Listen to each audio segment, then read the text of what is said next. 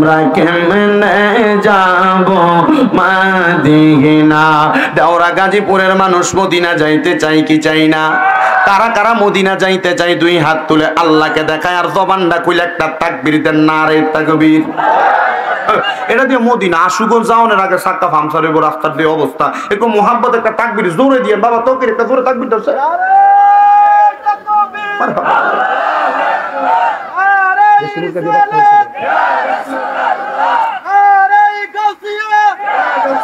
জোরে বলি মারহাবা। তো মদিনা যাইতে চাই কি চাই না? তো মোহাম্মতে ওরে দয়াল আল্লাহ দয়া করেন, দয়া করেন নসিব করেন মদিনা। লা ইলাহা ইল্লাল্লাহ লা ইলাহা। হায়রে নামাজ রোজা ছাইরো না, কেহ মা বাবার খেদমতে ছাইরো না। আমার নবীজির দরদ বইল না, আমার নবীজির দরদ বইল না। আমার নবীজি তোমায় ভুলবে না। লা ইলাহা ইল্লাল্লাহ লা ইলাহা লা ইলাহা ইল্লাল্লাহ মুহাম্মাদুর রাসূলুল্লাহ সাল্লাল্লাহু আলাইহি ওয়াসাল্লাম। আমার ভাইয়েরা বাবারা বন্ধুরা রে, আমার দেওরা গাজীপুর এলাকার পর্দার অন্তরালের মা বোনেরা, আপনারা কেউ জবানটা বন্ধ রাখবেন না। আপনারা জোরে বলেন আমাদের জবান যিনি দিয়েছে তিনার নাম কি? ওই আল্লাহ তাআলা হাদিসে কুদসির মাধ্যমে জানায়া দেয় ওয়াশকুরু নি'মাতাল্লাহি আলাইহিম ইন কুনতুম ইয়াহু তা'বুদুন। আমার আল্লাহ ডাক দিয়া কয় বান্দারে তোমরা আমি আল্লাহর নিয়ামতের শুকরিয়া আদায় করো যদি তোমরা আমি আল্লাহর ইবাদত করো। আপনারা বলেন আমরা আল্লাহর বান্দা, আমরা সেজদা দেই কারে? আরো জোরে কন্যা সেজদা দেই কারে? আল্লাহ ছাড়া কাউরে সেজদা দেওয়া যাবে নি। আল্লাহ ছাড়া কাউরে যদি সেজদা দেয়, আল্লাহ ছাড়া অন্য কারোর উদ্দেশ্যে যদি সেজদা দেয়, তাহলে এইটা হবে শিরক। আল্লাহর কসম ও দুনিয়ার মুসলমান ইমানদারেরা, আল্লামা মোল্লা আলী কারি রহমতুল্লাহ আলাইহি লিখতেছে দুনিয়ার জমিনের মধ্যে কোন মানুষ যদি আল্লাহ ব্যতীত কারোর কদমে সেজদা দেয়, আল্লাহ ব্যতীত কারোর কোন জায়গার মধ্যে সেজদা দেয়, তাহলে ওই ব্যক্তিটা শিরিক করে। আমার আল্লাহ তাআলা সব গুনাহ মাফ করে, আমার আল্লাহ দুইটা গুনাহ মাফ করেন না। এক নাম্বার হলো শিরিকের গুনাহ, দুই নাম্বার হলো পরের হক নষ্ট করেন না গুনাহ। এই দুইটা গুনাহ আমার আল্লাহ মাফ করেন না। এই জন্য বাবাজিরা বন্ধুরা আমার, আল্লাহ ছাড়া কাউকে সেজদা দিবেন না, আল্লাহ ছাড়া কারোর সাথে অংশীদার করবেন না, আল্লাহর সঙ্গে কোনোদিন অংশীদারিত্ব করবেন না। কিন্তু গতকালকে যে দুর্গা পূজা গেল, অনেক মুসলমানের ছেলেরা দুর্গা পূজাতে গেছে। ও মুসলমান, তুমি কেমনে দুর্গা পূজারে জায়েজ মনে করলা? তুমি না মুসলমানের সন্তান, তুমি না জানো আল্লাহ ছাড়া কাউকে সেজদা দেওয়া যায় না, আল্লাহ ছাড়া কাউকে খোদা মনে করা যায় না? তাহলে হিন্দুরা তাদের মতো পূজা করছে, করতে থাক না। মুসলমানের সন্তান হইয়া কেমনে তুমি দুর্গা পূজায় গেলা? মুসলমানের সন্তান হইয়া কেমনে দুর্গা পূজার প্রসাদ খাইলা? মুসলমানের সন্তান হইয়া কেমনে তুমি দুর্গা পূজার মধ্যে গেলা? আমি বলবো বাবাজিরা, এই পূজার মধ্যে যাইয়া আপনি যদি আপনার ইমেজ নষ্ট করেন, আল্লাহর কসম আমার একটা বিশ্বাস অন্তরে আপনার ঈমান ধ্বংস হয়ে গেছে। কিন্তু সোনার বাংলাদেশে অনেক মুসলিম নেতাদেরকে দেখা গেছে যারা মাথায় টুপি লাগাইয়া শরীরে পাঞ্জাবি লাগাইয়া পূজার মণ্ডপে যায় রাম কীর্তন গাইছে। আল্লাহর কসম, যারা মসজিদের মধ্যে আইসা দোয়া চায়, মন্দিরের মধ্যে যে আশীর্বাদ চায়, মন্দিরে দুর্গা পূজার শুভেচ্ছা জানায়, মসজিদের মধ্যে আইসা দোয়া কামনা করে, এরা মুসলিম নেতা না, এরা মুনাফিক।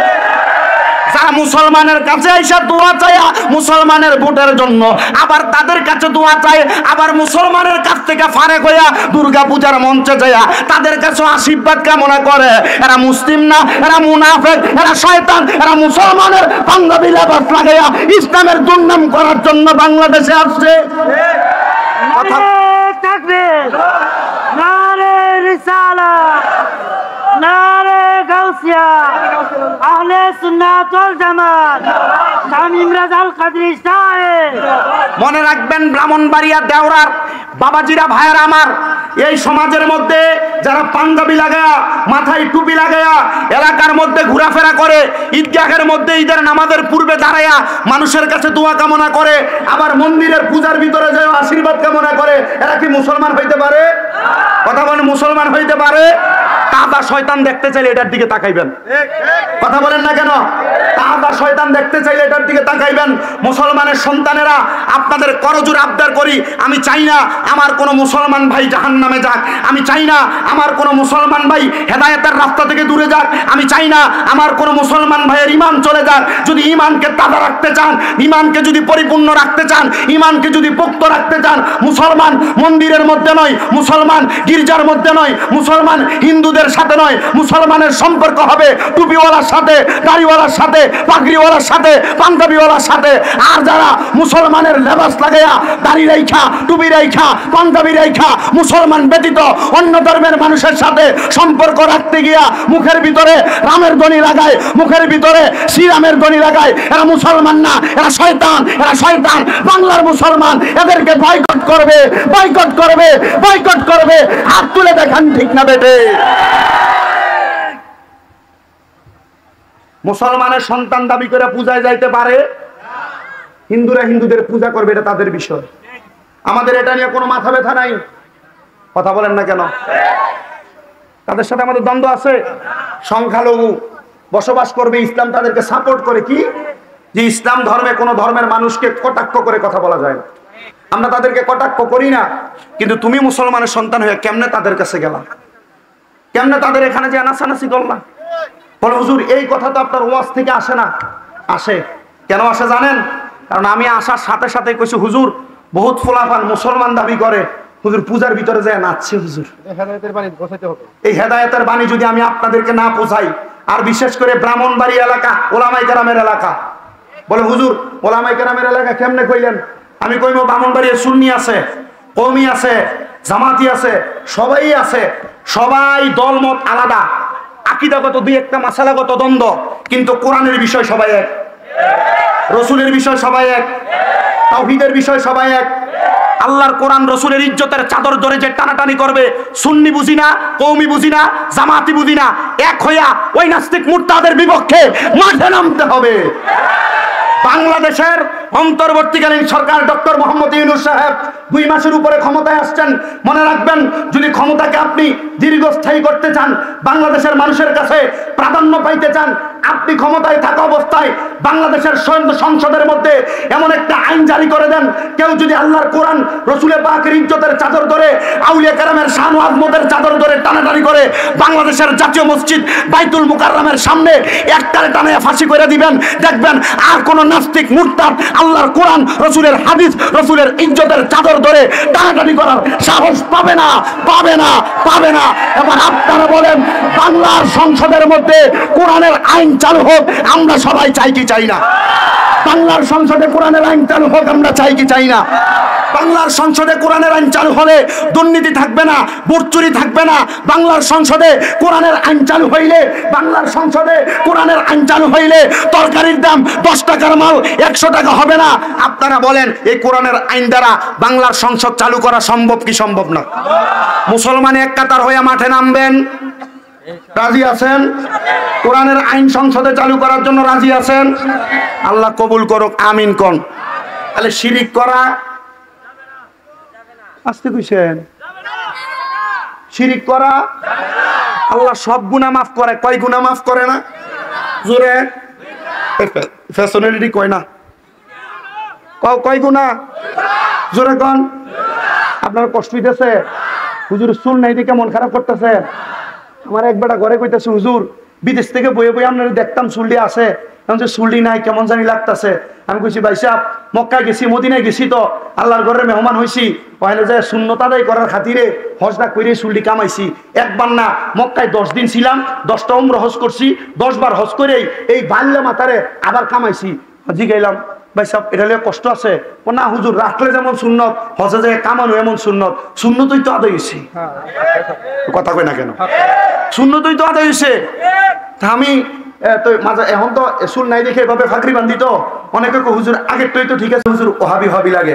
আমি কইলাম, বেটা পাগড়ি বান্ধা নবীর সুন্নত এটার ভিতরে ওহাবি ঢুকাইলি না না না এটা তোর আকলের ভিতরে বিলাই উঠছে হুজুর কি রে এটা কিতা কইলেন এমনি তো ওহাবিরা বান্ধে আমি কই তো ওহাবিরা যদি এমনি বান্ধে এটা সুন্নতে না আদায় করে কথা কেন কেন ঠিক আছে না আমরা যদি সুন্নতের ভিতরে আইনা যদি ওহাবিয়া সুন্নি ঢুকাই দিই তো আর মুসলমান বাঁচবেন কেমনে কথা কই না কেন আমরা যদি মনে করেন মাসালাগত দ্বন্দ্ব থাকবোই থাকবো না মাসালাগত দ্বন্দ্ব যদি থাকবো না কিয়ামতের আগ পর্যন্ত থাকবো আমরা যদি এই ফেসটা যদি ভুইল্লা যদি এক কাতার হইয়া এক লগে মুসলমান থাকতাম আল্লাহর কসম কোন নাস্তিক মুরতাদ আইসা বাংলাদেশের সংসদের ভিতরে মমতাজের মতো বেহায়া শিল্পী জীবনে কইতো না দেয়া বুখারী মুসলিমের হাদিস পড়ছে আপনি চিন্তা করছেন আমি মাত্র কামেলে পড়ি বুখারীর দরস মাত্র আমরা পাইছি আর হে সংসদে যে হে গান গায় হে নাচানাচি করে হে কইতেছে বুখারী মুসলিম আবু দাউদ ইবনে মাজাহ নাসাই সব পড়ে লইছে মুসলমান এক নাই তো যদি ওয়ার ফরের দিনে যদি মুসলমান এক লগে মাঠে নেমে কইতো এমন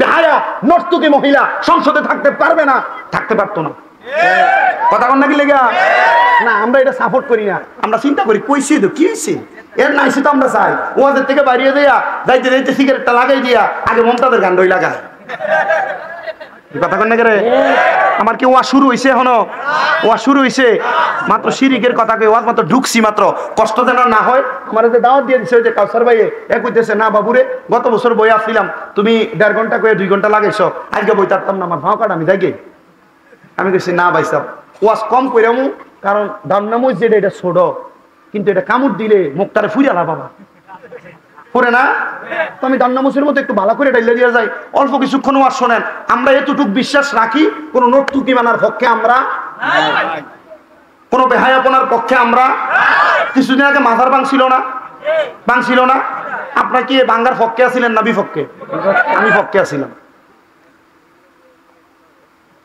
আমি মাদার বাঙ্গার পক্ষে আছিলাম আপনারা কইবেন না না আমি পক্ষে আপনি কইবেন না কি লেখা না জানেন আপনার না সত্য আপনি আউলিয়া কেরামরে মুহাব্বত করেন আমার হেও সত্য আমি আউলিয়া কেরামরে মুহাব্বত করি কিন্তু এই সোনার বাংলাদেশে বিভিন্ন জায়গায় মাজারের নাম দিয়ে ব্যবসাটা কি জানেন মাজারের নাম দিয়া বেরিয়ে না নর্তকী বানা করে গান বাজনা করে আপনি কি এটার পক্ষে আপনি কি এটার পক্ষে আমি এটার পক্ষে না বিভিন্ন জায়গায় মাজারের আশেপাশে গাঁদার আসর বসায় না আপনি কইবেন হুজুর তাহলে আপনি ফক্কি কি লেগা আমি কইছি কয়েকটা মাজার ভাঙ্গক আমার দিকে আমি কি কইছি কয়েকটা মাজার ভাঙ্গক আল্লাহর ওলিরা তো সত্য না হুজুর আল্লাহর ওলিরা কি সত্য না মিথ্যা আমি কইছি কয়েকটা মাজার ভাঙ্গক আল্লাহর ওলি যদি সত্য হয় খাজা মাইনুদ্দিন চিশতির মাজার জন ভাঙতে গেছিল রওজার থেকে হাতটা বাইর করে কইছে আমি মাইনুদ্দিন চিশতি রওজায় আসি জিন্দা মাজার ভাঙছে না এর আগে 101টা মাজার ভাঙার পরে ওই বাদশা আকবর আইসা পুরা ভারতবর্ষের 101টা মাজারে কুণ্ড নির্মাণ কইরা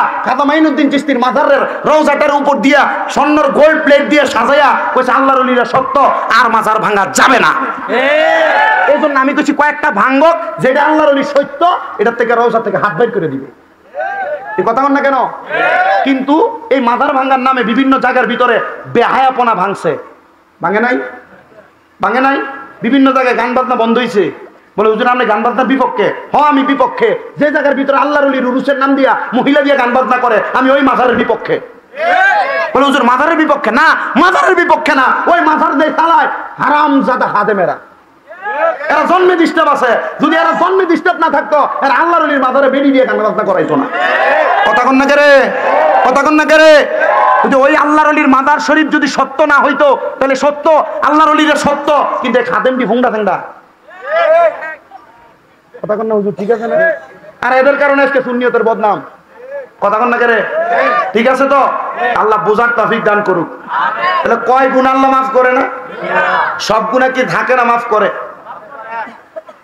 আপনারা আসলে কথা কন না ওই আপনারা যারা দাঁড়িয়ে রয়েছেন দাঁড়িয়ে থাকেন এদিকে এসে দাঁড়ান যেন আরো কেউ এলে এখানে দাঁড়াইতে পারে আপনারা দাঁড়ানোর জায়গা করে দেন আমার মাহফিলে বলার দরকার নাই বাবুরে তোমরা হনকালা যাইতে লাগছিল যাও তারপর ওকে সময় লেয়ার পরে আইও আর যারা ভিতরে ঢুকবেন ভিতরে ঢুকে এদিকে এসে দাঁড়ান অসুবিধা নাই আমার মাহফিলে দাঁড়ায় ওয়াজ শোনান যায় বইয়া ওয়াজ শোনান যায় শুয়েও ওয়াজ শোনা যায় তবে শর্ত হইল 5 ওয়াক্ত নামাজ শর্ত হইব রাজি আছেন ইনশাল্লাহ মা বোন যারা পর্দার আড়ালে আছেন আপনার ওয়াজ যেন শুরু হইছে না আপনার ওয়াজ শুরু হইব ইনশাল্লাহ আমি ওয়াজের ধারাবাহিকতায় ঢুকতেছি তাহলে আমার আল্লাহ কয় প্রকারের গুনাহ মাফ করে না 1 প্রকার হইল শিরিকের গুনাহ আল্লাহ মাফ করে না।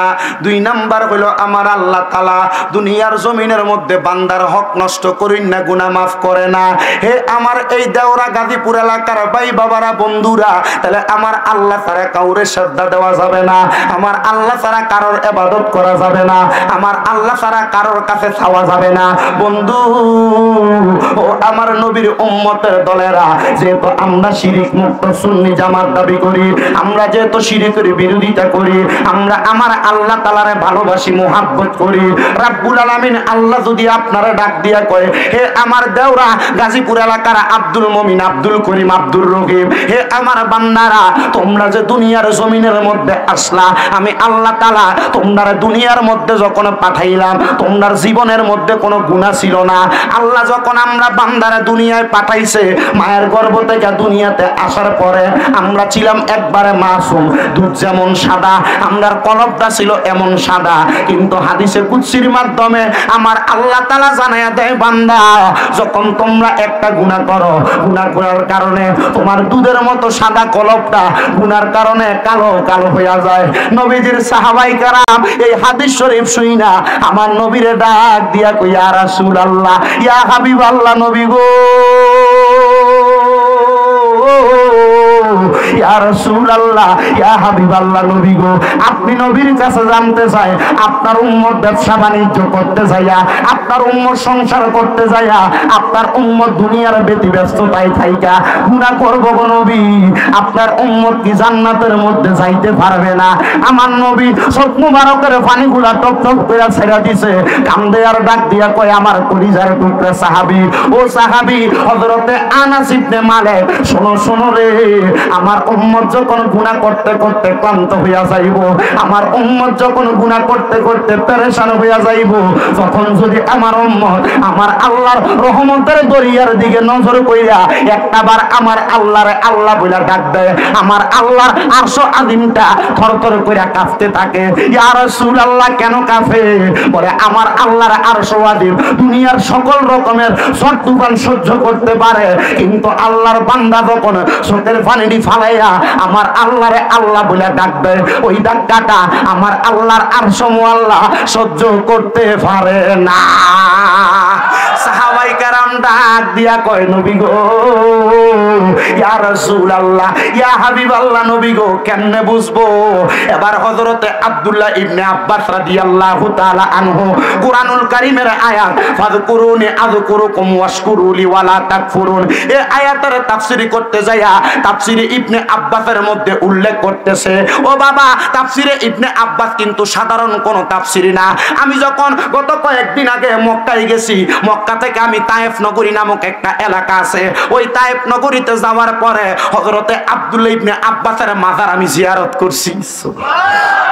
মারহাবা কইলেন না? হযরতে আপনার কষ্ট হয়, কোনো অসুবিধা তো হবে না?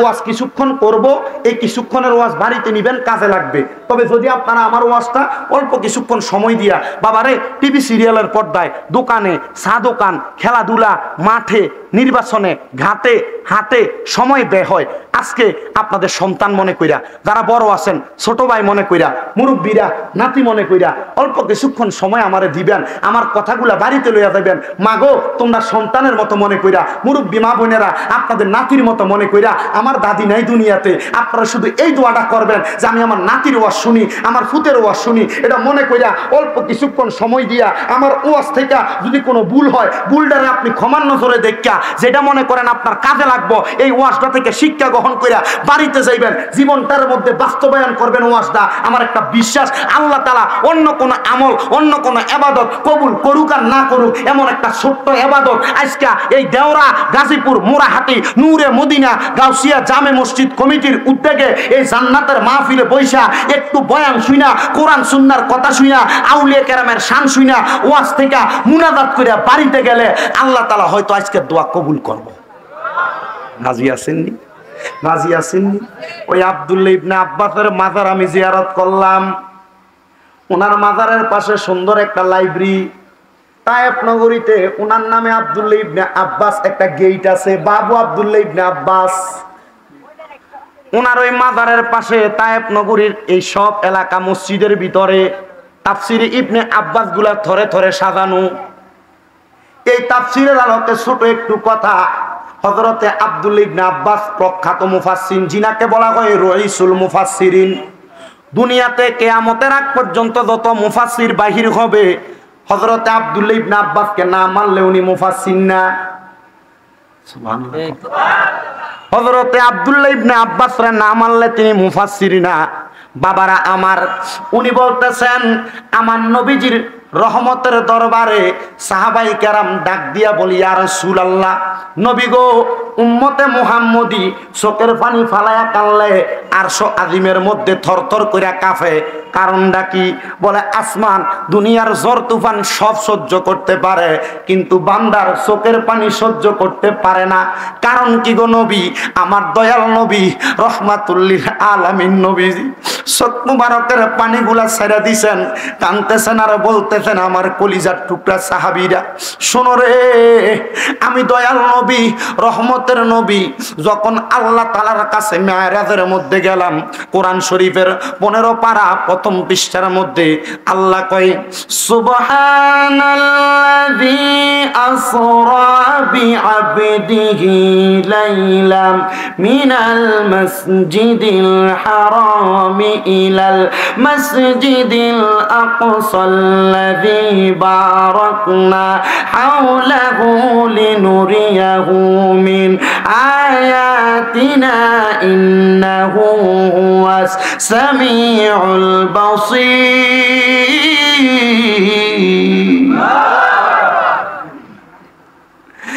আল্লাহর নবীর মেরাজের ঘটনা স্বাভাবিকভাবে নবীজির মেরাজের ব্যাপারে আয়াতে কারিমার মধ্যে সাক্ষ্য প্রদান করতেছেন।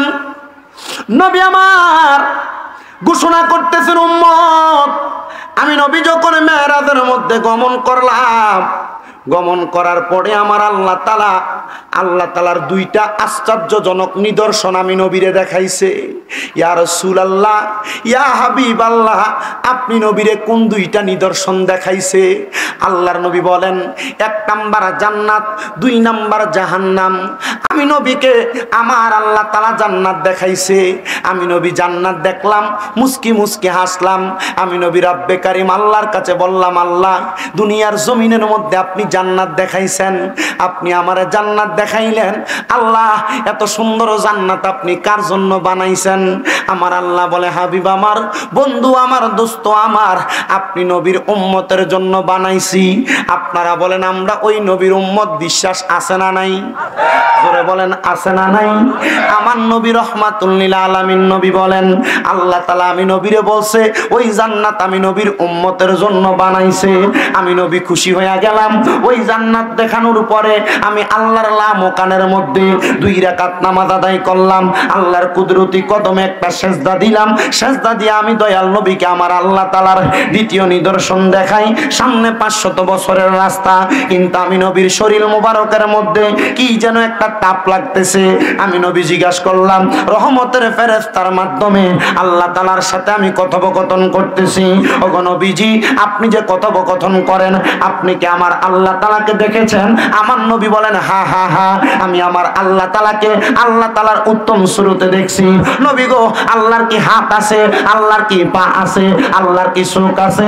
না না না, আমার আল্লাহ তাআলার উত্তম সুরত। আল্লাহর হাত নাই, আল্লাহর পা নাই, আল্লাহর জবান নাই, আল্লাহর চোখ নাই। ইয়া রাসূলুল্লাহ, মুখ না থাকলে কথা বলছেন কিভাবে? বলে, বন্ধু বন্ধুর সঙ্গে প্রেমের মাধ্যমে এমন ভাবে কথা বলেছে, দুনিয়ার মানুষ সেটার বর্ণনা বুঝবে না। আমার নবী প্রশ্ন করে, শরীরের মধ্যে কেমন জানি ভাব লাগতেছিল। আমি 500 বছর রাস্তা দূর থেকে দেখতে পাইলাম, কেমন জানি একটা আগুনের জিহ্বা উপরের দিকে দেখা যাচ্ছে।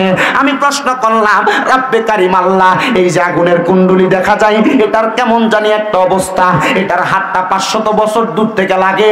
আমার আল্লাহ তাআলা ডাক দিয়া কয়, বন্ধু আমার, হাবিব আমার, দোস্ত আমার, এই জাহান্নামের মধ্যে কে থাকবে আপনি নবী জানেন? আমার নবীজি বলেন, রব্বে কারীম আল্লাহ, সবাই থাকলে আমি আমার উম্মতকে জাহান্নামে রাখতে চাই না। আল্লাহ কয়, হাবিব আমার, বন্ধু আমার, দোস্ত আমার, এই জাহান্নামের মধ্যে আপনি নবীর উম্মত থাকবে থাকবে। নবী গো নবী গো নবী গো, আপনার উম্মত জাহান্নামে থাকবে, আপনি নবীকে আমার আল্লাহ তাআলার কাছে ফরিয়াদ জানাইবেন না? আমার দয়াল নবী চোখ মুবারকের পানিগুলো ছেড়ে দিয়ে কান্না করেছেন। রাসূল আমার ডাক দিয়া কয়, হাসাইসুল কুবরার ভিতরে আবু বকর সিদ্দিক থেকে বর্ণিত হাদিসটা অত্যন্ত সুন্দরভাবে তিনি বলেন, আল্লাহর হাবিব নাকি ওই জায়গার মধ্যে কুদরতি কদমে সাজদা দিয়া ডাক দিয়া কয়, আল্লাহ আমার উম্মত এমন জাহান্নাম সহ্য করতে পারবে না। এমন কথা বলার পরে আমার রাসূলকে আবার জাহান্নামের কিছু অংশ দেখাইলো। নবী আমার ডাক দিয়া কয়, উম্মত শুনো, আমি জাহান্নামের মধ্যে প্রবেশ করার পরে আমি দেখলাম কিছু মানুষকে গরম উত্তপ্ত লোহার পাত্রের মধ্যে কইরা অন্যান্য জাহান্নামীদেরকে পুরাইয়া তাদের রক্ত এবং পুষগুলা দিছে খাওয়ার জন্য। আমি নবী চোখের পানিগুলা ছাইরা দিয়া কাঁদলাম আর জিজ্ঞাসা করলাম, আল্লাহ এই মানুষগুলা কেন জাহান্নামীদের রক্ত পুষ খায়? বলে এরা তো এই বান্দা যারা দুনিয়ার জমিনে হারাম খাইছে, যারা দুনিয়ার জমিনে পরের হক খাইছে, যারা টাকা দিয়ে টাকা ইনকাম করতে যায় সুদ খাইছে। এবার আপনারা বলেন, এই দেওরা গাজীপুর এলাকা এবং ব্রাহ্মণবাড়িয়া সারা বাংলাদেশে সুদখোর আছে না নাই? কম না বেশি? কম না বেশি?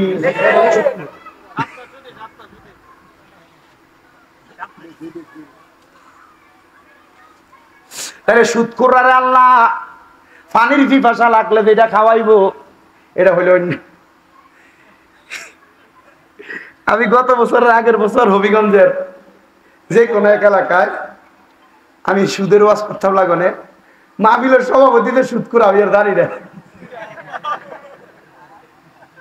অলিপুর থেকে পশ্চিম দিকে 2 গ্রাম সভাপতিদের সুদখোর আমি জানি না।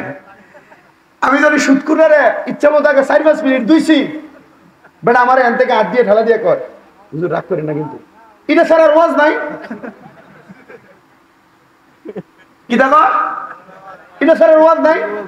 কত সুন্দর সুন্দর ওয়াজ আছে, ওটা করেন না করে। আমি কইলাম বেটা ওটা করতাম, আমার মাথা ঢুকছে, মনে হয় যে উপরের দিকে চাপ মারলে কোথায় পরে নিজের গাতই। আমি এটা আস্তা সুদখোর রে ভাইছিস কে বালা করে ধুয়ে লই। পরে আমারে কানে কানে এক ফলা এক, হুজুর বাদ দিন এই ওয়াজটা, অন্য ওয়াজ ঘুরাইলেন। গাড়ি তুই দিয়ে বেটার বাতি যা, তুই বেটার কি যা বাতি যা, তুই আরো বড় সোতা। পরে কইলাম যে রে আমি আজকে 2 বছর আর এরা ফোন দেয় আর এই মাহফিল রাখি না। আমি চিন্তা করছি যাও আসইছে বেটা জীবনের মতো ফাত লয়ে গেছে এলাকা, বুঝছি আর এটা দৌড় লাগতো না। সুদখোর আছে না এলাকা? কম না বেশি? বেশি আছে না? অনেক পরিবারে সুদ দিতে দিতে নিজের পরিবারকে উপরের দিকে আর উঠাইতে পারতেছেন। আল্লাহর দোহাই লাগে, আল্লাহর দোহাই, প্রয়োজনে ভিক্ষা করে ভাত খাইবা, সুদে টাকা নিবা না। বলে হুজুর অসুস্থ হয়ে গেছি, গিয়া রোগে পড়ে গেছি, টাকা না নিলে চিকিৎসা হইতো না, মরে থাকবে বেটা রুগী। হারাম টাকা দিয়া রুগীর চিকিৎসা করবা, এটা শরীরে যে রক্ত তৈরি হইব, এটা জাহান্নামে গেলে আরো বেশি জ্বলবো। আল্লাহর দোহাই এই সুদের টাকা দিয়ে ব্যবসা করেও না। প্রয়োজনে ওই সরাইল বাজারে গিয়ে আর ব্রাহ্মণবাড়িয়া একটা ডেক্সি লইয়া বা একটা থাল লইয়া শশা বেচবা, আমরা বেচবা, শরম না? এটা ব্যবসা, এটা চুরি না? তবে সুদের মতো হারাম খারাপ খানা তুমি আর খাইও না, খারাপ খানা আর খাইও না। চিন্তা করছিলাম না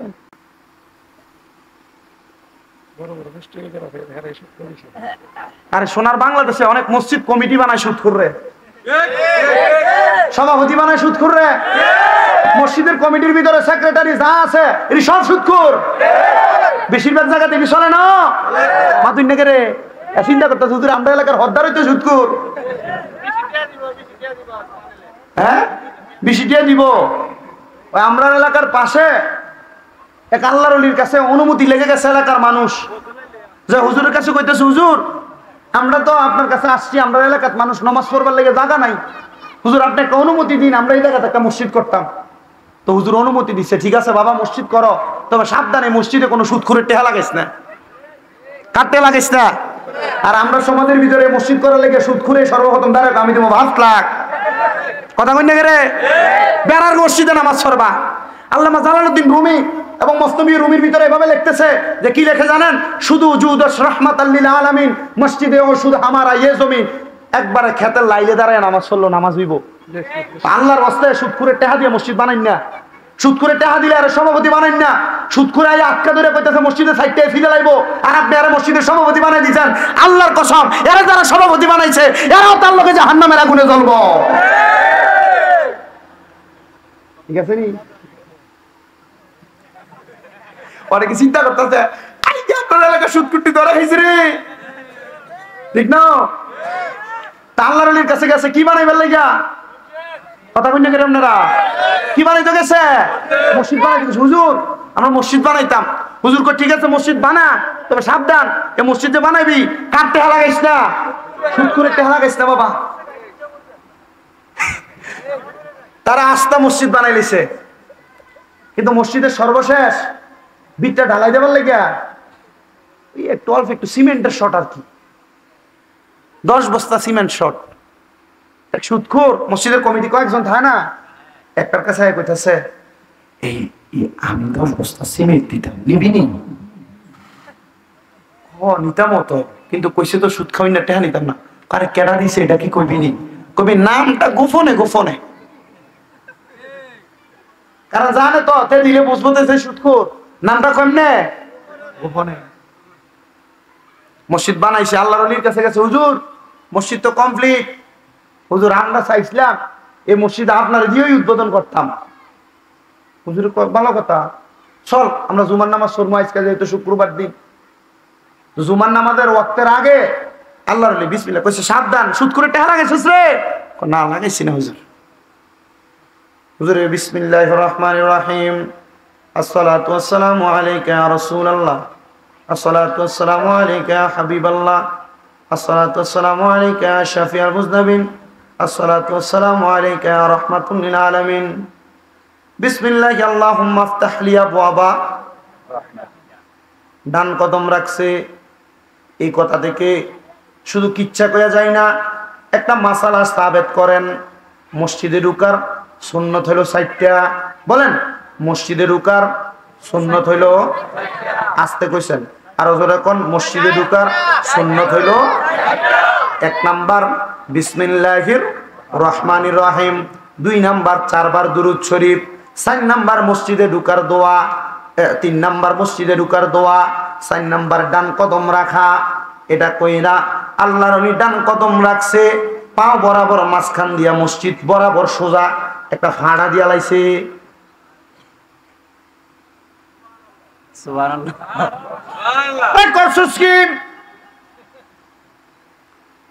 সবাই অবাক হয়ে গেল। আল্লাহর ওলি দিয়া মসজিদ উদ্বোধন করাচ্ছে, আল্লাহর খালেস বান্দা, মুখলেস বান্দা, নামাজি বান্দা, আল্লাহ তাআলার বেশি ইবাদত করেন উনি, আমাদের এলাকার সবচাইতে বুজুর্গ ব্যক্তি, উনি কদম রাখলেন। এমনে এমনে রাখে নাই, নবীর সুন্নাহ মোতাবেক মসজিদে ঢুকার যে 4টা সুন্নত আদায় করেই রাখলেন। কিরে মসজিদ কেন মাঝখান বরাবর ফাটা দিয়া ফালাইলো?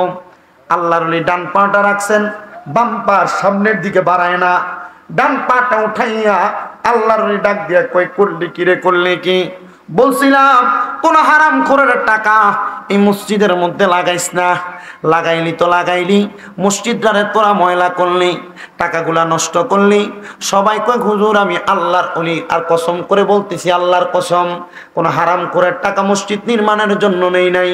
আরেকজন তুললেন আমি নেই নাই, আরেকজন হাত তুললেন আমি নেই নাই।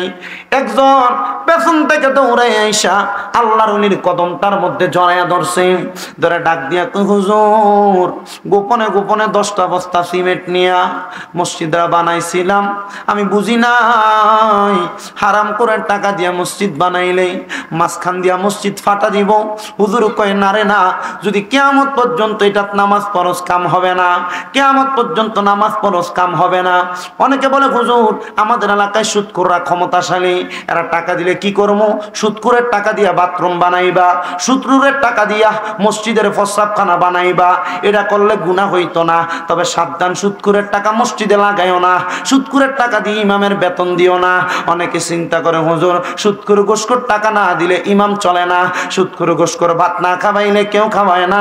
আমি বলবো বাবা, ইমাম দিয়া নামাজ পড়ার দরকার নাই, পারলে নিজের নামাজ নিজে পড়বা, তবুও কোনো হারাম করে সুদখোরের ঘরে ইমামরে ভাত খাওয়াইবা না।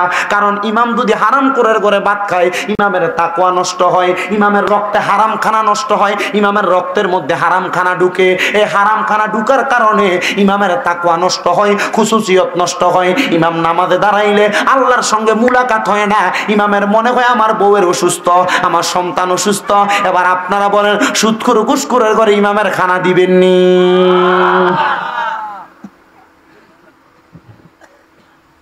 আমার বাবাজিরা, বন্ধুরা, হুজুর বললেন ঠিক আছে নতুন করে মসজিদ বানাও, বড় সাবধানতার সঙ্গে মসজিদ পরবর্তীতে আবার নির্মাণ, কিন্তু পরের মসজিদ আর হারাম করে টাকা নেয় না, সুন্দর করে মসজিদ বানানি হইল। মানুষ নামাজ এখনো পড়ে ওই মসজিদ। কুমিল্লা শহরের বালুতুফা যে এলাকার মধ্যে আমি এখন নামাজ পড়ে, এটার পাশেই দৌলতপুর হযরতে সৈয়দ আলতাফ আলী শাহ রহমতুল্লাহ আলাইহির মাজার শরীফ, এটার পাশে মসজিদ এখন অবস্থিত। ও বন্ধু, এই জন্য হারামের সাথে সম্পৃক্ত থাকবেন না। তারা সুদ খায়, তারা ঘুষ খায়, পরের হক মাইরা খায়, এদেরকে আল্লাহ তাআলা জাহান্নামের মধ্যে অন্যান্য জাহান্নামীরারে পুরাইয়া যেই রক্ত হইব, পুজ হইব, পানির পিপাসা লাগলে আল্লাহ সেই পানি দিব। এবার বলেন আমরা কি ওই পানি খাইতে চাই নাকি? না না না, ওই পানি খাইতে চাই না। নবী আমার বলে আমি জাহান্নামের মধ্যে তাকে দেখলাম এক প্রকার নারী যাদের চুলগুলারে 3 ভাগ কইরা আল্লাহ তাআলা নিচে আগুন ধরাইয়া দিছে, আর নিচে দিয়া চুলগুলা ঝুলাইয়া রাখছে। দুনিয়ার জমিনে মুরগির গ্রিল যেইভাবে গ্রিল মেশিং এর মধ্যে বানায়, গ্রিলটারে যেমন আগুনে পুরাইতে পুরাইতে পুরাইতে পুরাইতে সাদা মুরগিটা লাল টকটকে হয়ে যায়। আল্লাহর নবী বলে আমি তাকে দেখলাম জাহান্নামের মধ্যে এমন কিছু মহিলা।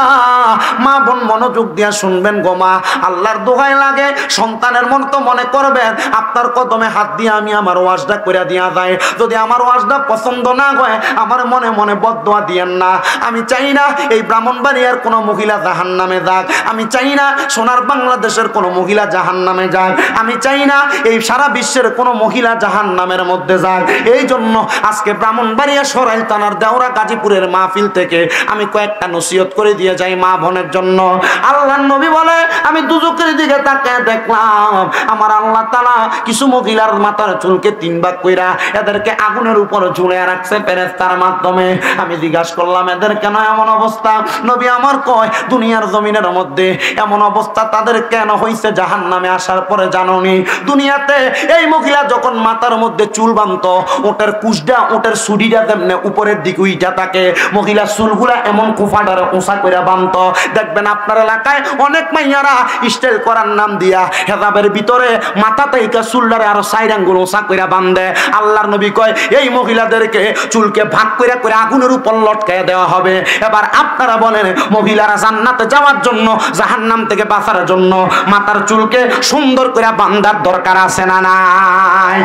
ইসলাম এমন একটা ধর্ম, ইসলাম এমন একটা সুন্দর ধর্ম, ইসলাম এবং কোরআন সুন্নাহ এমন একটা সত্যের বাণী যেটার দিকে তাকাইলে কেমনে চলবেন, কেমনে চুল বাঁধবেন, কেমনে ঘুমাইবেন, কেমনে খাইবেন, এগুলা আল্লাহ কোরআন নবীর হাদিস দিয়া জানাইয়া দিছে।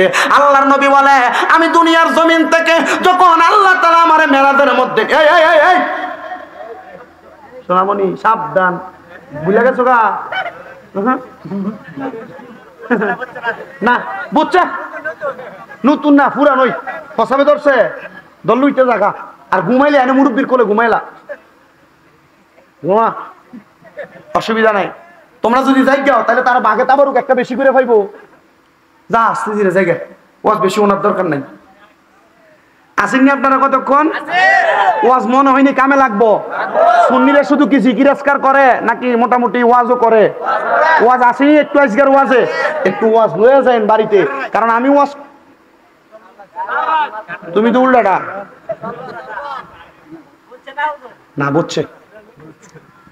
কিছুক্ষণ সময় আপনারা এই মাহফিল কমিটি কমিটি না ঠিক আছে, মোটামুটি যে ওইটা লাগাইছো যা দেখা। এবার আবার আইবো, এবার নমুনা আপনি বোঝেন না, হাইসের নমুনা আইবো আমি বুঝি। যান, অসুবিধা নাই, বিরতি আছে। যদি মনে হয়েছে হুজুর আমার একটু কাম আছে সারে আইন কি ইমাম সাহেব হুজুরের মুয়াজ্জিন সাহেব হুজুরে লইয়া মোটামুটি ওয়াজ করে এলাম।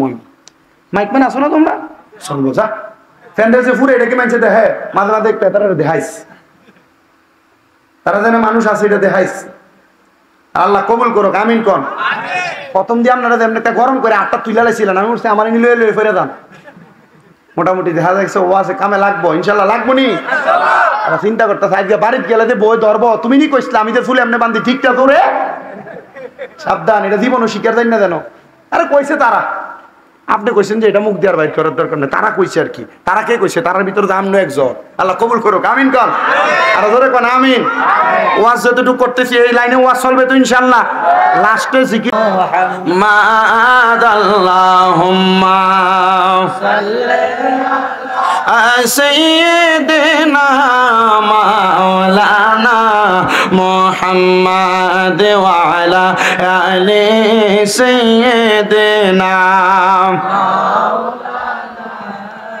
আমার জায়গা হবে নি আমার মরা লাশের লাইগা মসজিদের পাশে আমার কবর দিও কইরায় আমার জায়গা হবে নি আমার জায়গা হবে নি আমার মরা লাশের লাইগা মসজিদের পাশে আমার মসজিদের পাশে আমার কবর দিও কইরায় আমার জায়গা হবে নি গাইতে পারবেন তো এটা আমার নিজের লেখা গজল একটু মুহাব্বতে গাইয়েন আবার এটা চিন্তা করেন না মসজিদের পাশে কবর দিলে জীবনের গুনাহ মাফ হইব দুনিয়া ছুরি বাটফারি করে মসজিদের পাশে না যদি একবার মসজিদের নিচে নিয়ে কবর দেয় আল্লাহ কবরে ফিরে কম দিত না কিন্তু ঠিক না এজন্য একটু মুহাব্বতে পড়েন ঈমান আমল নিয়া মসজিদের পাশে একটু শোয়ার দেন আল্লাহ তৌফিক দে একটু মুহাব্বতে আমার জায়গা হবে নি আমার মরা লাশের লাইগা মসজিদের পাশে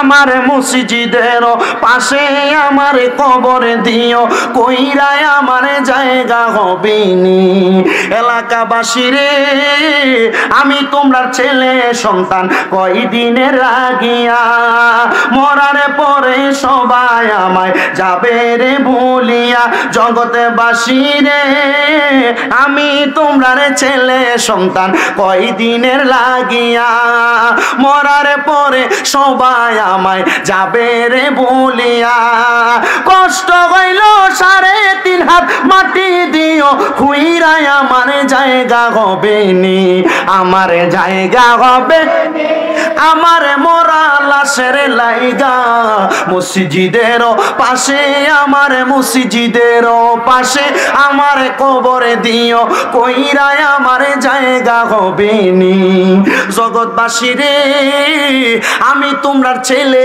সন্তান কয়দিনের লাগিয়া মরার পরে জামা কাপড় নিবারে খুলিয়া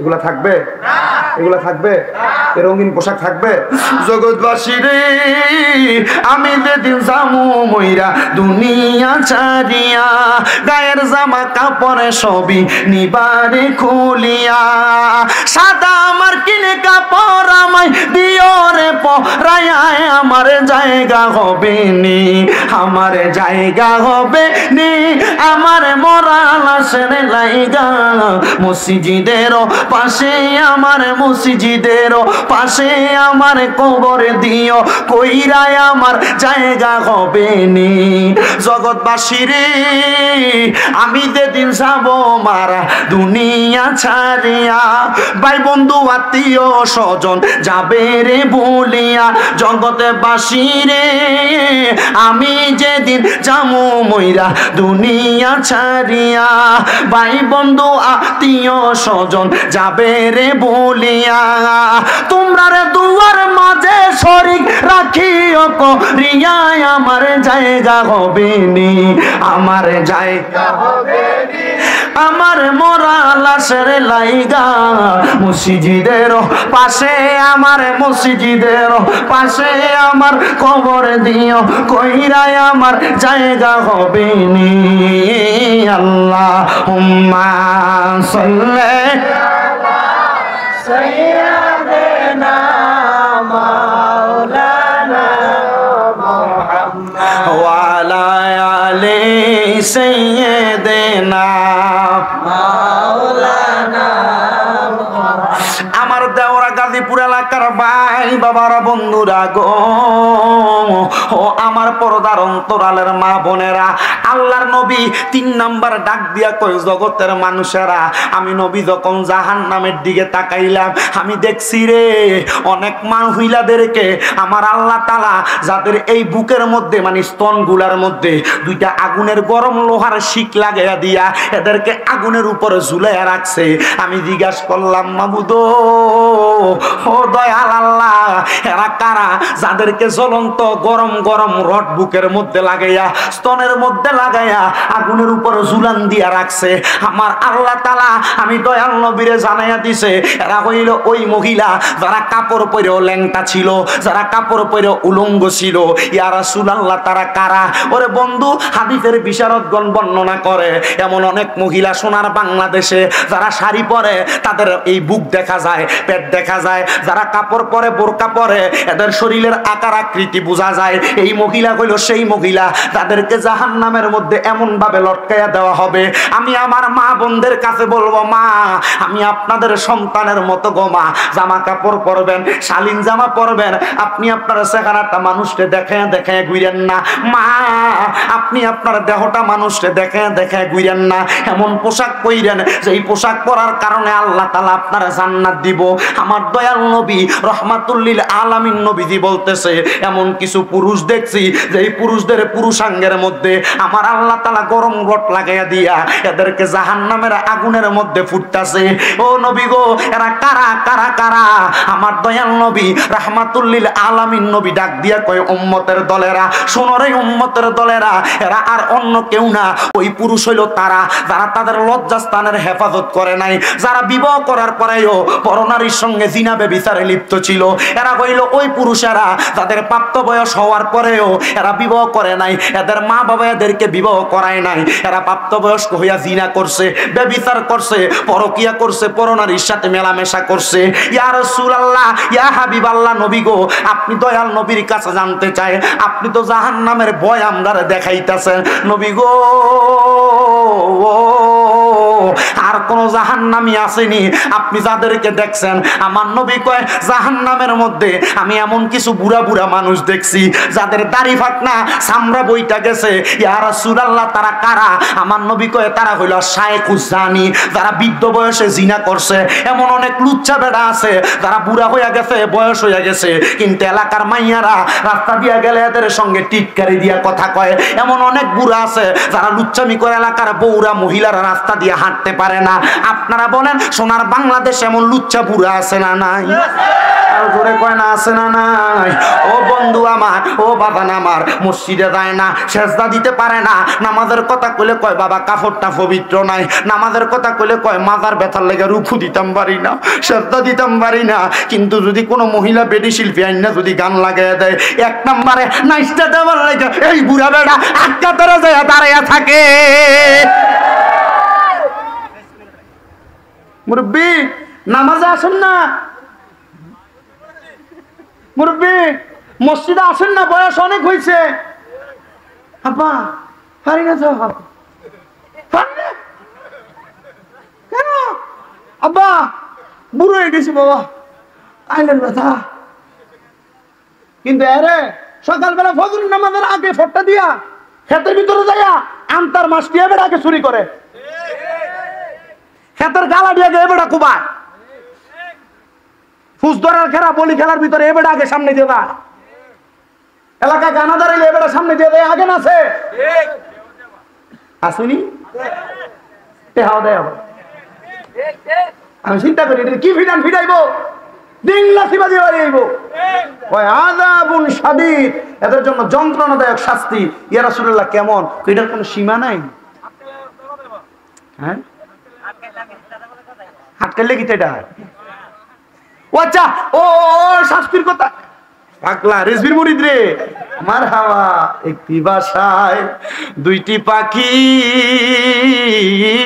কত যে আনন্দে থাকি গো, এখন তুমি কোথায় আমি কোথায় রেজবি কাউ কাউরে কেউ আর দেখি না আগে, জানি না তুমি এমন করে ছেড়ে যাইবারে মুর্শিদ আগে, জানি না তোমার আত্মাতে মিশাইয়া আত্মা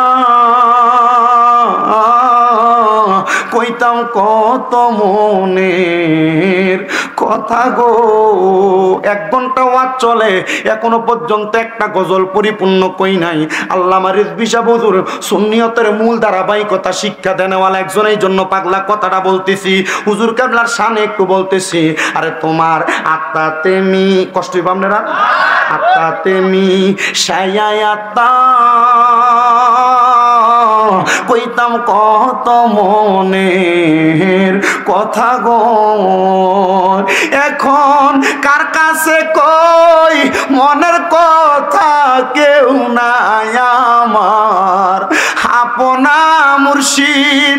কার কাছে কই মনের কথা, কেউ নাই আমার আপনা আগে, জানি না তুমি এমন করে ছেড়ে যাইবারে রেজবি আগে, জানি না। রেজবি হুজুরের জায়গায় আপনি আপনার মুর্শিদের নামটা স্মরণ করেন, বলে হুজুর উনি রেজবি, আমি অমুক দরবার, আমি তুমক দরবার। বাবারে দরবার আলাদা, ফির আলাদা, রসুল একটা, আল্লাহ একটা, কোরআন একটা, আকীদা একটা, একটু মুহাব্বতে। তুমি এমন করে ছেড়ে যাইবা মুর্শিদ আগে, জানি না বলেন এমন করে ছেড়ে যাইবা মুর্শিদ আগে।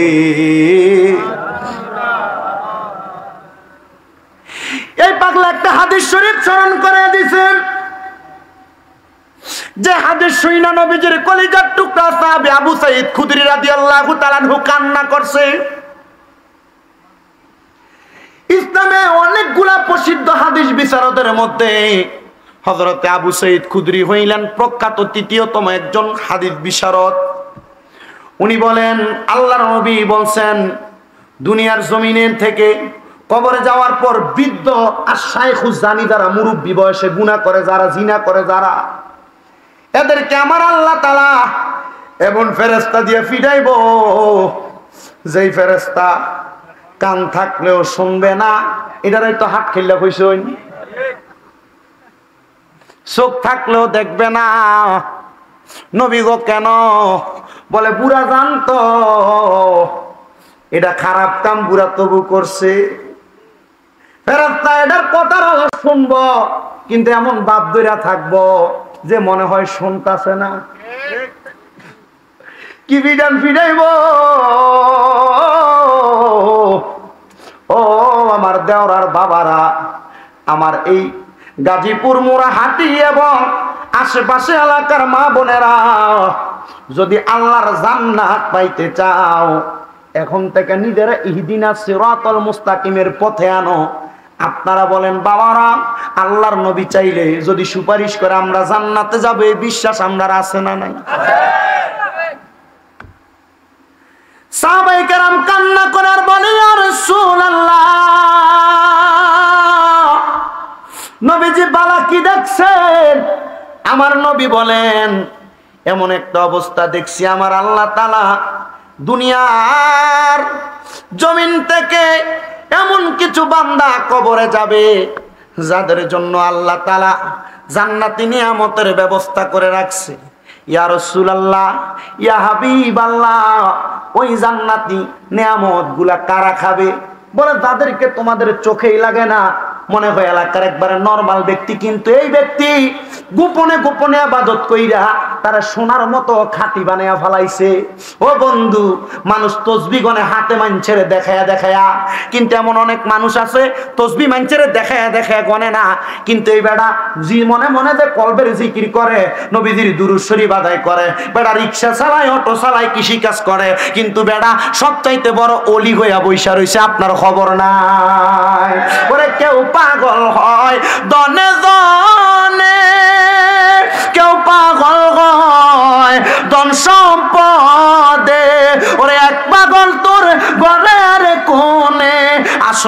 পাগল জগতের বাবা সব জনা পাগল হইয়া দেখো না তোমরা ববে থাকবা না আল্লাহ নবীর পাগল হইয়া দেখো এই জগতে থাকতে চাইবা না যারা আল্লাহর পাগল যারা নবীর পাগল তারা দুনিয়ারে দুনিয়া মনে করে না আল্লাহর নবী কয় আর দুনিয়াও মাজরাতুল আখিরা দুনিয়া কইলো আখিরাতের শস্য ক্ষেত্র দুনিয়ার জমিনে জানুয়ারি মাসের মধ্যে তোমরা যখন শীত পরে শাকসবজি রোপণ করো ফেব্রুয়ারির শেষে যাইয়া মার্চের দিকে যাইয়া ক্ষেতের মধ্য থেকে শাকসবজি তোলো আল্লাহর নবী কয় এ আমার উম্মতের দলেরা দুনিয়ার জমিনের মধ্যে জানুয়ারির মতো মনে কইরা এমন ভাবে বৃক্ষ রোপণ করো ফসল ফলাদি পালাও এমন ভাবে বীজ বপন করো যেন তোমরা আখিরাতের ময়দানে যাইয়া এটার ফল বপন করতে পারো নবী গো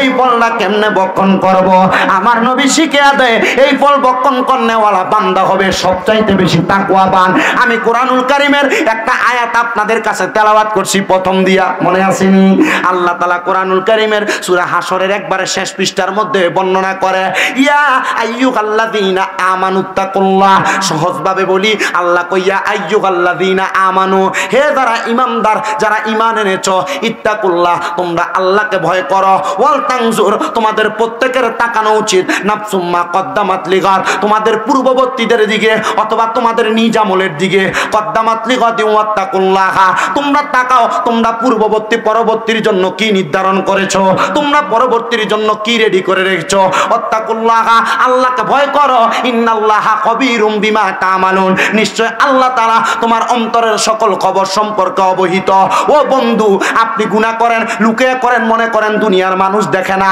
আপনারা বলেন অন্তরের সকল খবর জানেন একজন তিনি কে আল্লাহ শুধু জানে না আল্লাহ জানেন জানেন জানেন আজকের এমন একটা দিনে আপনারা মাহফিলে বসছেন আজকের দিনটা হইল 10 তারিখ আরবি দিবাগত রাত্র 11ই রবিউস সানি মারহাবা আরো জোরে কন্যা মারহাবা হুজুর বড় পীর গৌসে পাক আব্দুল কাদের জিলানী রাদিয়াল্লাহু তাআলা আনহুর ফাতিহা ইয়াজদাহুম আজকে মারহাবা কোন এই ফাতিহা ইয়াজদাহুম গৌসে পাকের উফাত দিবস হইল আজকে হযরতে বড় পীর গৌসে পাক আব্দুল কাদের জিলানীর একজন নগণ্য মুরিদ একজন ছাত্র যার নাম হযরতে আব্দুল কাদের উসওয়াতি মারহাবা কন্যা হযরতে আব্দুল কাদের উসওয়াতি বলেন আমি একদিন ফজরের নামাজের পরবর্তী সময় আমি অপেক্ষা করতে লাগলাম মারহাবা কন্যা বাবা আমি অপেক্ষা করতে লাগলাম সূর্য ওঠার পরবর্তী নামাজ পড়ার জন্য ওই নামাজটার জন্য যখন আমি অপেক্ষা করতে লাগলাম আমি অপেক্ষা করতে করতে আমি আমার নামাজের মুসল্লার মধ্যে ঘুমিয়ে গেছি পর্দার অন্তরালের মা যারা এখানে বয়স্ক বাবা আছেন আপনারা যারা যুবক আছেন আপনাদের কদমে হাত দিয়া বলি মিশকাতুল মাসাবির বাবু সালাতদের মধ্যে বেশি উপরের কিতাব বলি নাই মাত্র আলিম ক্লাসের মিশকাতুল মাসাবির একবারে প্রথম অধ্যায়টা দ্বিতীয় অধ্যায়টার কথা বলি বাবুল ইমানের পরে বাবু সালাত অধ্যায় ওই কিতাবের মধ্যে আল্লাহর নবীর হাদিস বর্ণনা আমার নবীজি ফজরের নামাজ আদায় কইরা নবীজির নামাজের মুসল্লা থেকে উঠতেন না কতক্ষণ পর্যন্ত যতক্ষণ সূর্য উদয় না হইতো সূর্য ওঠার পরে আমার নবীজি দুই দুই করে 4 রাকাত নামাজ আদায় করতেন সুবহানাল্লাহ নবীর সাহাবীরা অন্যান্য নবীর আশিকেরা এই আমলটা করতেন উনি আব্দুল কাদের ডাক দিয়া কয় জগতের মানুষ আমি যখন ফজরের নামাজ পড়া পরবর্তী নামাজের জন্য অপেক্ষা করি আমি ওই নামাজের মুসল্লাটার ভিতরে ক্লান্ত হইয়া ঘুমায়া গেছি আমি ঘুমানোর পরে হঠাৎ করে আমি দেখতে পাইলাম একজন ব্যক্তি উনি কান্না করতেছেন কান্না করতেছেন কান্না করতেছেন আমি কান্নাটা দেখা বড় হতভম্ব হয়ে গেলাম কিরে ঘুমের মধ্যে এই ব্যক্তিকে আমি কান্না করতে দেখলাম এবার উনি বলেন আমি যখন ওই আল্লাহর বান্দার কান্না করতে দেখছি গো আমি হঠাৎ করে ঘুমন্ত অবস্থায় স্বপ্নের মধ্যে তার সামনে গেলাম আমি যে ডাক দিয়ে কইলাম ও আল্লাহর বান্দা আমার সামনে পড়লা তো পড়লা কান্নাটা করো কেন উনি ডাক দিয়া কয় কান্না করার অন্য কোনো কারণ নাই আমি কান্না করি আমার দুনিয়ার জমিনের মধ্যে সম্পদের অভাব নাই টাকার অভাব নাই আমার বাড়ির অভাব নাই আমার অভাব নাই কোনো দেনমোহরের আমার অভাব নাই কোনো সম্পদের আমার স্ত্রী আছে আছে 2 জন, আমার সন্তান আছে 4 জন, কিন্তু আমি কবরের মধ্যে শান্তিতে নাই। আব্দুল কাদের উসওয়াতি বলেন, জগতের মানুষ, আমি তারা জিগাইলাম কিরে তুমি এভাবে কান্না করো? আবার আব্দুল কাদের উসওয়াতি বলেন, আমি তাকায় দেখলাম তার নাভি থেকে, নাভির উপরের অংশটা ভালো, কিন্তু নাভি থেকে পায়ের পাতা পর্যন্ত জাহান্নামের আগুন ধাউ ধাউ করে জ্বলতেছে। আমি এমন অবস্থা কোনোদিন দেখি নাই। আমি নবীর হাদিসের মধ্যে এই কথা শুনছি। বাবারে, একটা মানুষের যদি নাভি থেকে নিষ্ঠা আগুনের মধ্যে পুড়ে নাভির উপরটা ভালো থাকে, এটা যদি আপনি দেখেন আপনার মনে ভয় লাগবো। এবার হযরতে আব্দুল কাদের উসওয়াতি বলেন, আমি দেখলাম ওই ব্যক্তি কাঁদতেছে, নাভি থেকে পায়ের পাতা পর্যন্ত আগুনে জ্বলতেছে, আর নাভি থেকে পায়ের উপরের পর্যন্ত কেমন ভালো দেখা যায়। আমি জিগাই না, তুমি এমন কোন ব্যক্তি, তোমার পরিচয় বলো। বলে আমার বাড়ি অন্য কোনো জায়গায় না, আপনার বাড়ি ইরাকে, আমার বাড়ি হইল ইরাক থেকে পার্শ্ববর্তী জায়গা, ইরাক এবং সৌদি, ইরাক এবং অন্য একটা দেশের মাঠ বরাবর আমার বাড়ি হইল সেই জায়গায়। ও আল্লাহর বান্দা, আপনার বাড়ি যে সেই জায়গায়, এখন কি আমি আপনার জন্য কোনো সুখবর দিব নাকি আপনার পরিবারের কাছে? বলে সুখবর দিবেন কি? আপনার যদি সম্ভব হয় আপনি আমার বাড়িতে যাইয়া, আমার একটা স্ত্রী বেপরদাভাবে চলাফেরা করে আর আমার একটা সন্তান, তার মারে এভাবে ডাক দিয়ে রাখেন না। আপনি আমার স্ত্রী এবং আমার সন্তানরে বলবেন তারা যেন আমার জন্য একটু খাস করে দোয়া করে, তারা যেন গুনাহ করা ছাইরা দেয়। বলে আপনার আরেকজন স্ত্রী এবং সন্তান কি ভালো আছে? বলে তাদের কারণে আমার আল্লাহ আমার শরীরের অর্ধেক ভালো রাখছে, আর যারা খারাপ করে তাদের কারণে আল্লাহ শরীরের অর্ধেক রে ফুরাইতাছে। আপনি মনে করছেন আপনার মা মারা গেছে, বাপ মারা গেছে, তারা শেষ? জি না। আপনার মা বাবা আপনার যে সম্পদ দিয়ে গেছে, টাকা দিয়ে গেছে, পয়সা দিয়ে গেছে, এইগুলার যদি আপনি ভালো রাস্তায় ব্যয় করেন, আল্লাহ তাআলা আপনার এইটার কারণে তাদের কবরের ভিতরে ভালো জিনিস দিবে।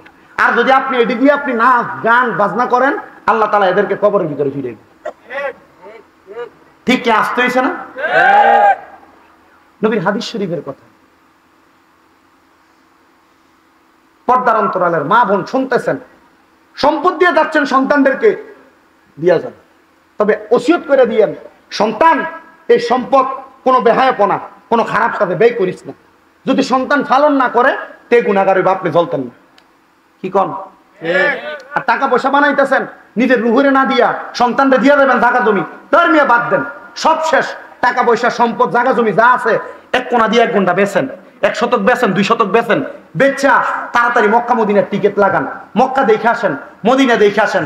আল্লাহর কসম, ওয়াল্লাহি বিল্লাহি তাল্লাহ, আল্লাহর 3 বার কসম করে বলছি, কি জানেন?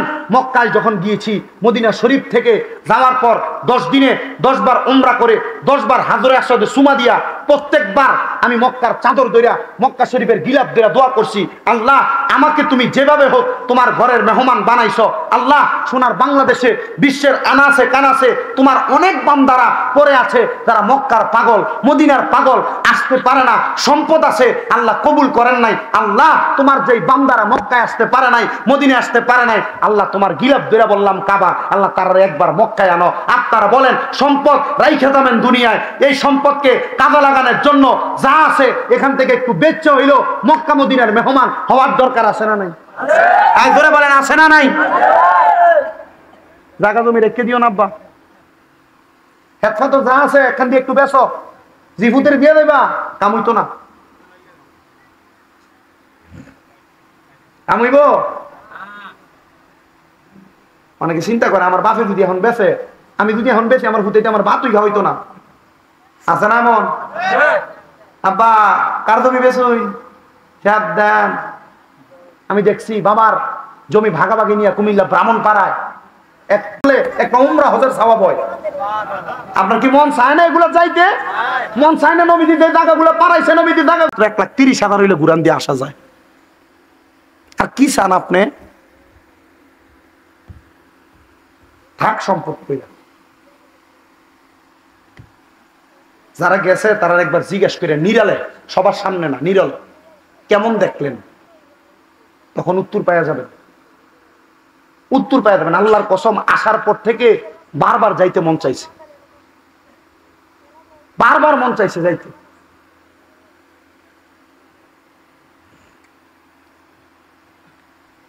যেই কথা বলতেছিলাম, দুনিয়াতে যা সম্পদ রেখে যাবেন সম্পদ ভালো কাজে ব্যয় হইলে কবরে শান্তি, খারাপ কাজে ব্যয় হইলে কবরে অশান্তি। আব্দুল কাদের উসওয়াতি বলেন, আমি ওই ব্যক্তিকে দেখলাম ওনার নাভি থেকে মাথার তালু পর্যন্ত ভালো, কিন্তু নাভি থেকে পায়ের পাতা পর্যন্ত আগুনের মধ্যে জ্বলে। জিজ্ঞাসা করলাম কারণ কি? বলে আমার দুনিয়াতে 2 জন স্ত্রী, 4 জন সন্তান, প্রতি স্ত্রীর ঘরে 2 জন 2 জন করে সন্তান। এক গ্রুপ সন্তান এবং স্ত্রী ভালো আমল করে, আরেক গ্রুপ সন্তান স্ত্রী বদ আমল করে। আমি বললাম আপনি তাদের কাছে একটু খবর পাঠিয়ে দেন, তারা যেন আমার জন্য গুনাহ করা বন্ধ করে দেয়, তারা যেন আমার জন্য আল্লাহর কাছে ক্ষমা প্রার্থনা করে। আল্লাহর ওলি আব্দুল কাদের উসওয়াতি বলেন, আমি হঠাৎ করে লাফ দিয়ে উঠে গেলাম। ওই দিন আর আমি নামাজ আদায় করি নাই।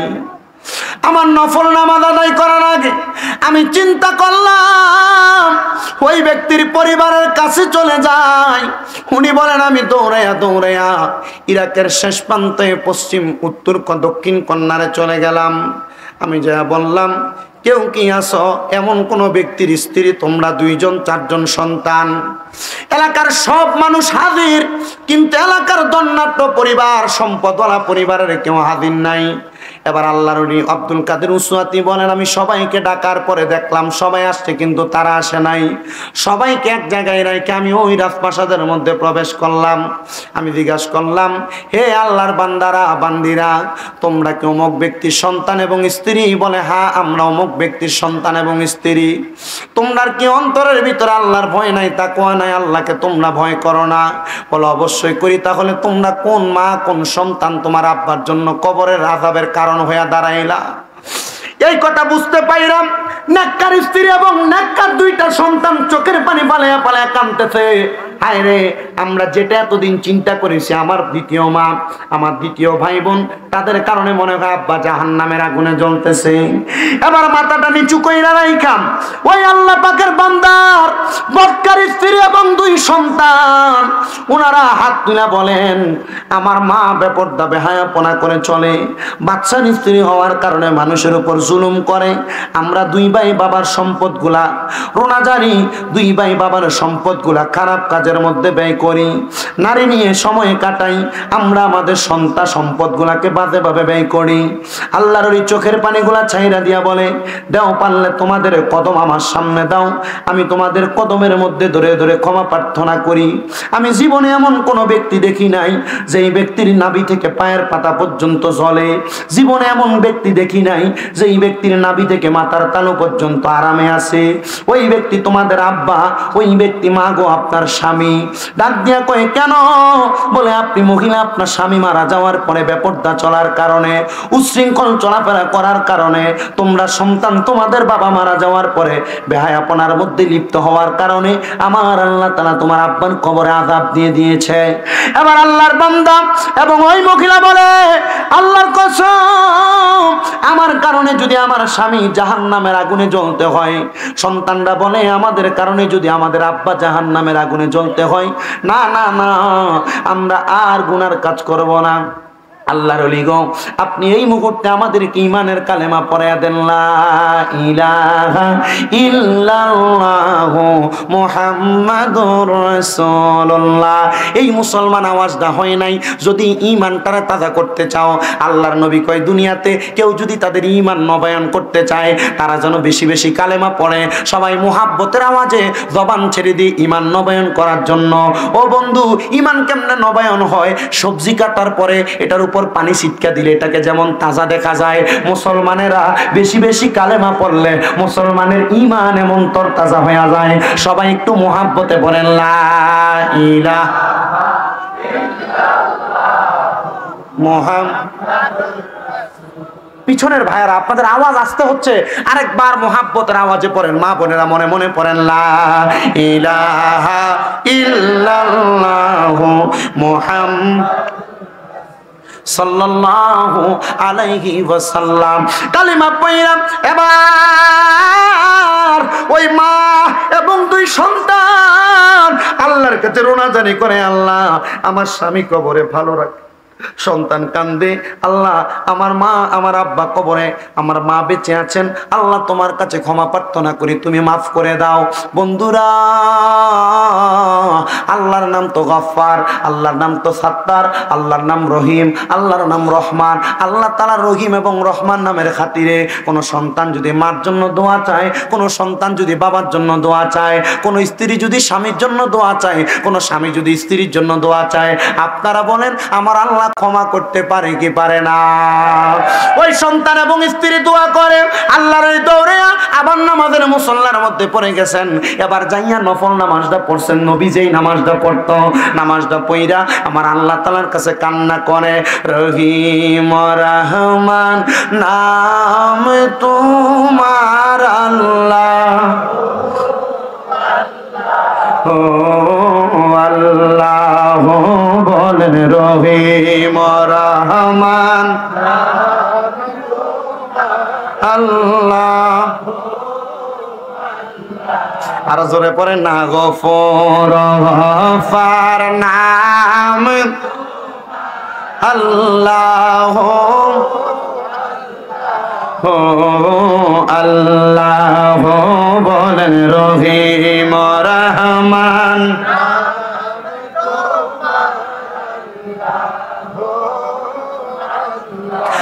আল্লাহর ওলি বলে আমি নামাজ পড়ি আল্লাহর কাছে কান্দি রে,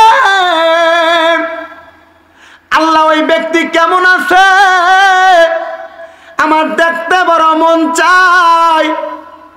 এবার আল্লাহর ওলি বলে আমি যখন এই কথা মুখ দিয়ে উচ্চারণ করলাম, আমি দেখলাম যেই ব্যক্তিকে আগে দেখছি অর্ধেক শরীর আগুনে পুরো, অর্ধেক শরীর ভালো, ওই ব্যক্তির পুরা শরীর সুন্দর, শরীরের মধ্যে নতুন জামা।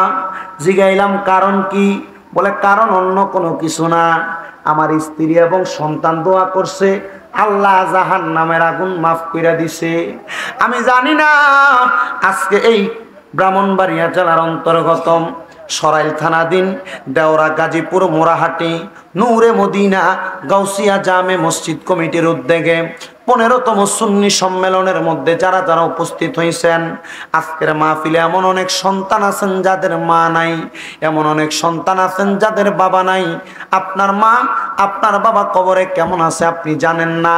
ও সন্তান, ও নবীর উম্মতের দলেরা, আল্লাহর ওয়াস্তে আপনার কদমে আমি হাত দিয়া বলি, আপনার মা বাবা আপনাকে লাখ লাখ টাকার সম্পদ দিয়া গেছে, বাড়ি দিয়া গেছে, ক্ষেত পাথরের জায়গা জমি দিয়া গেছে, কিন্তু আপনার মা বাবা এখনো পর্যন্ত আপনার কাছে একটা টাকাও চায় না।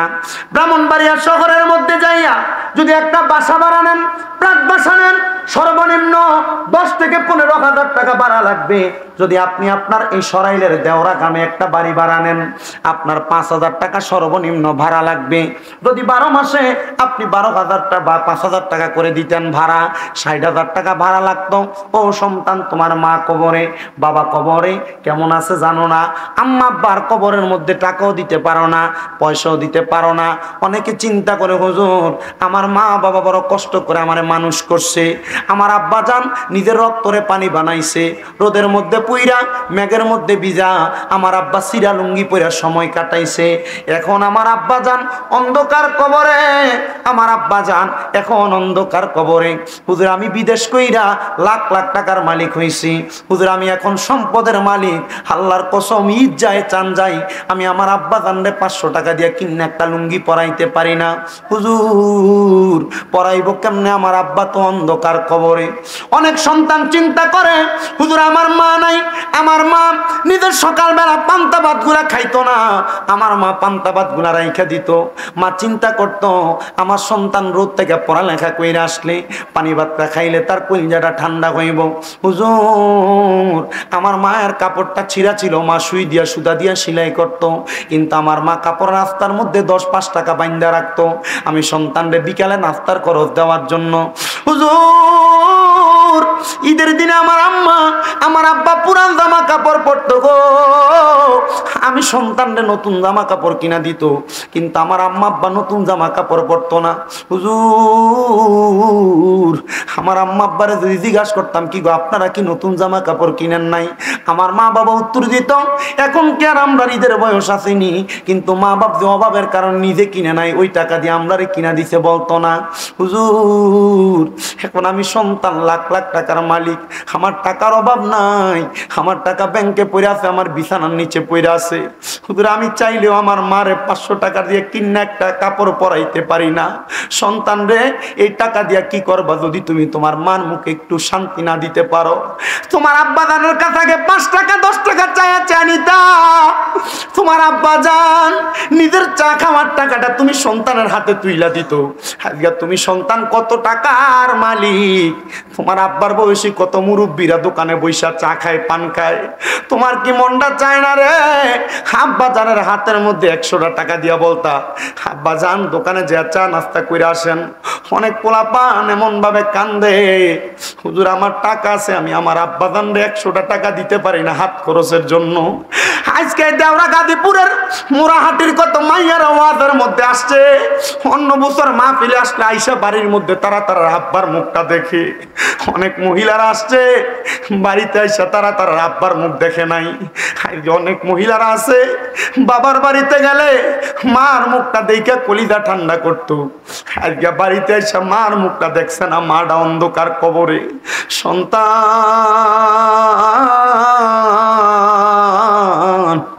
আব্বা আমাদের কবরে কেমন আছে তুমি জানো না?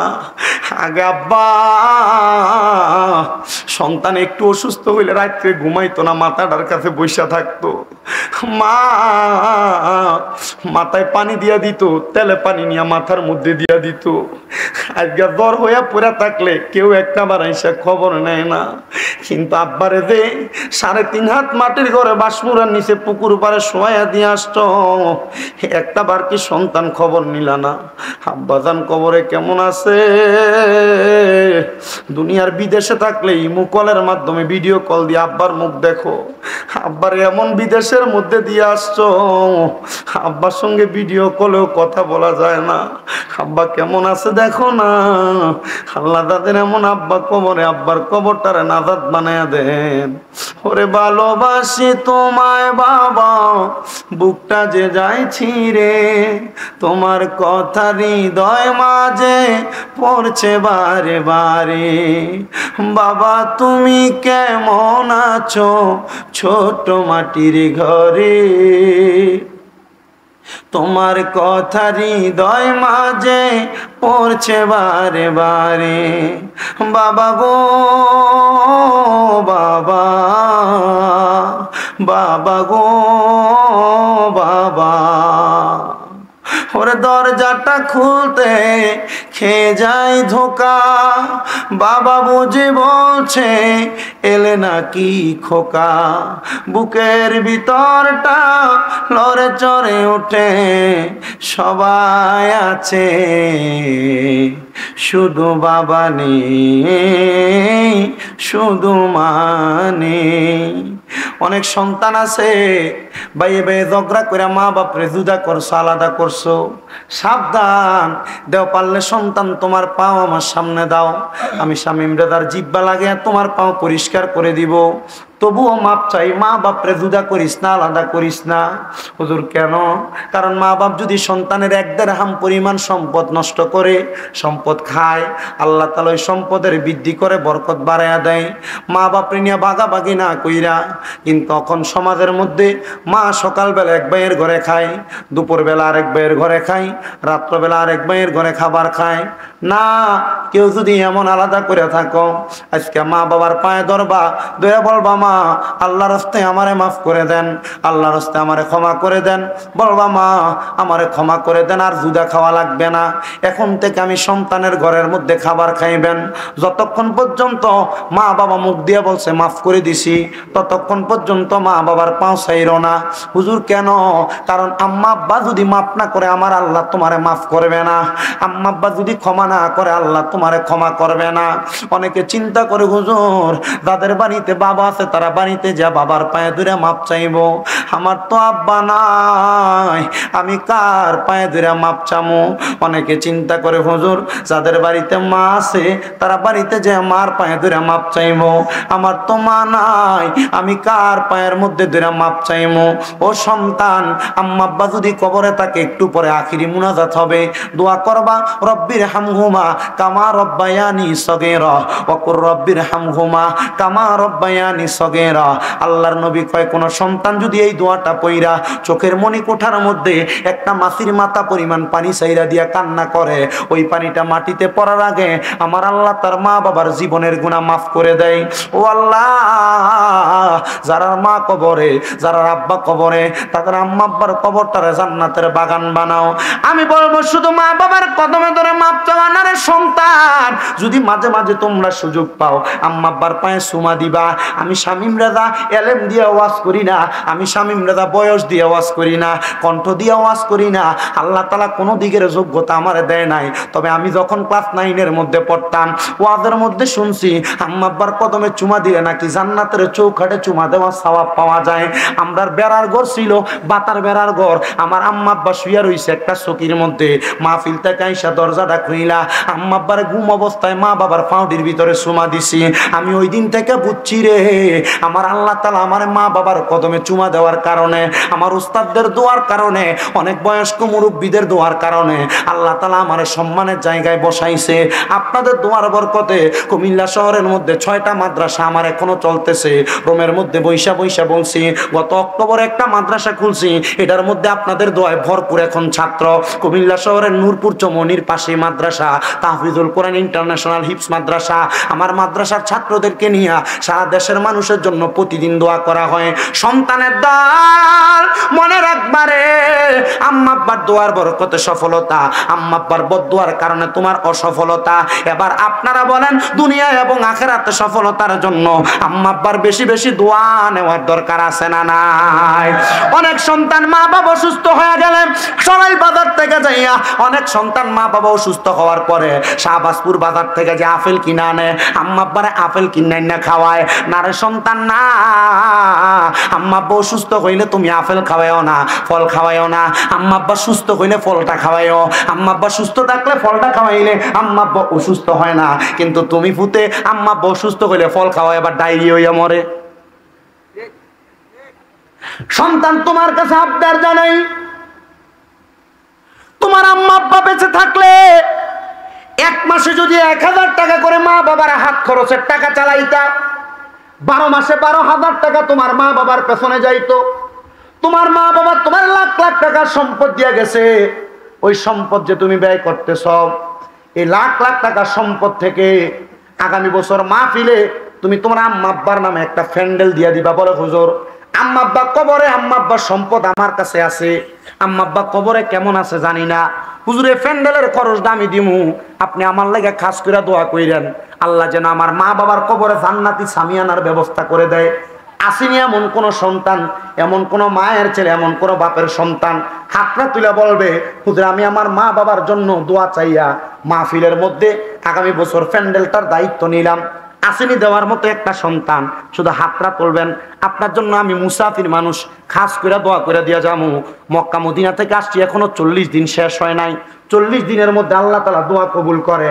একজন আসেননি, হাতটা তুলে বলবেন হুজুর আমার আম্মা আব্বার লেগে একটু খাস করে দোয়া করেন, আমার আম্মা আব্বার জন্য দোয়া করেন, আমি আগামী বছর মাহফিলের প্যান্ডেলটা দিব।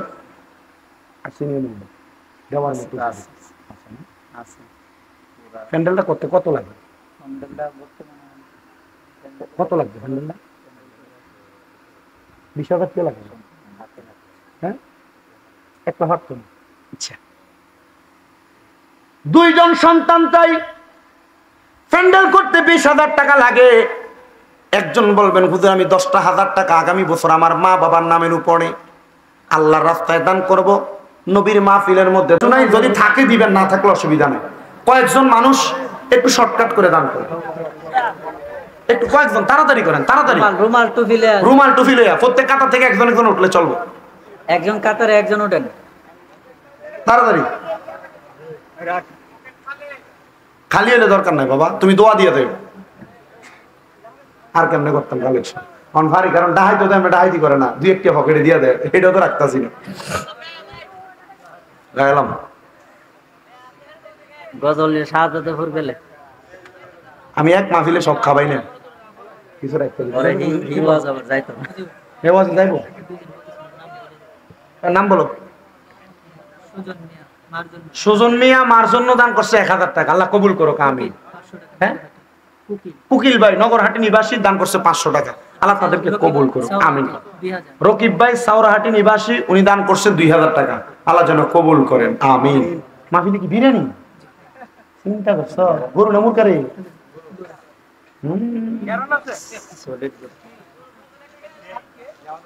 ঠিক আছে রে।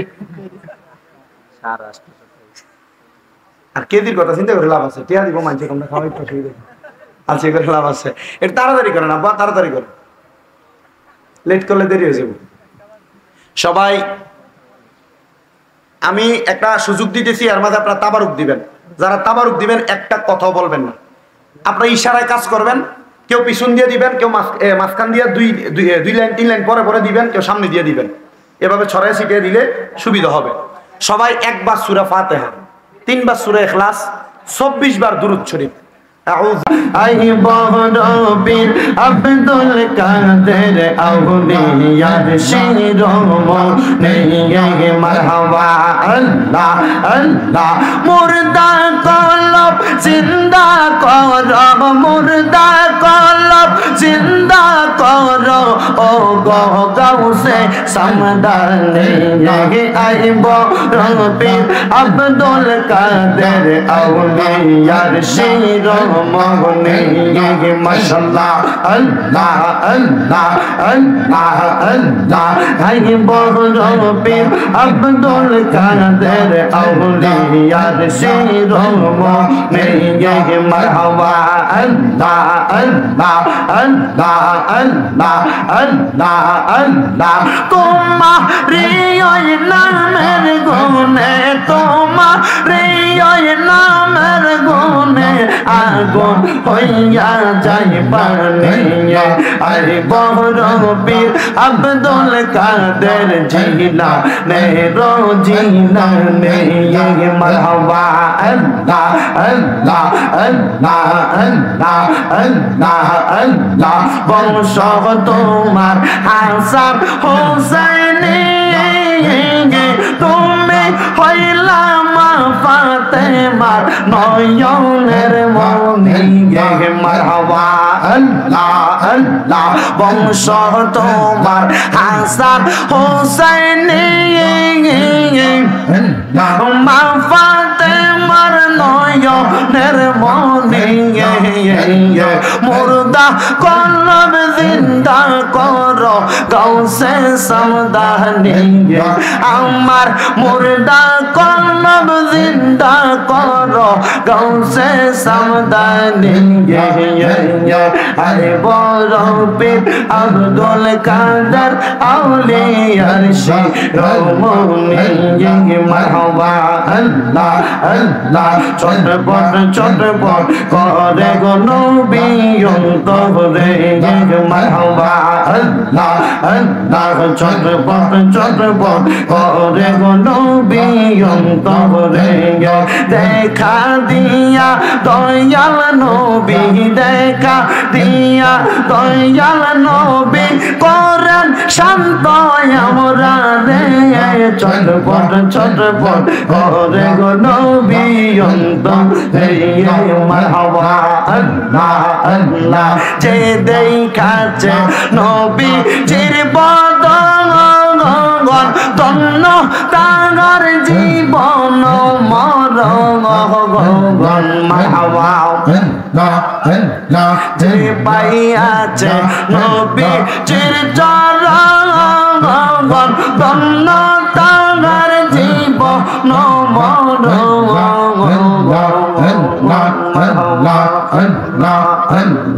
একবার দেখা দিয়ান নবী মরণের আগে একবার দেখা দিয়ান নবী মরণের আগে চটপট চটপট করে গো নবী অন্তরে মারহাবা আল্লাহ আল্লাহ জেগিয়েছে রওজা রবি তোমার মারহাবা ধন্য তার জীবন রওজা দেখার আশা তাগার এই না অন্তরে রওজা দেখার পিপাসা রয় তাগার অন্তরে সটপট সটপট করে গো নবী অন্তরে মারহাবা আল্লাহ আল্লাহ লা ইলাহা ইল্লাল্লাহু মুহাম্মাদুর রাসূলুল্লাহ সাল্লাল্লাহু আলাইহি ওয়াসাল্লাম। একটা জবানও বন্ধ নাই, জবান খুলে মোহাব্বতের আওয়াজে পড়ি আলহামদুলিল্লাহ।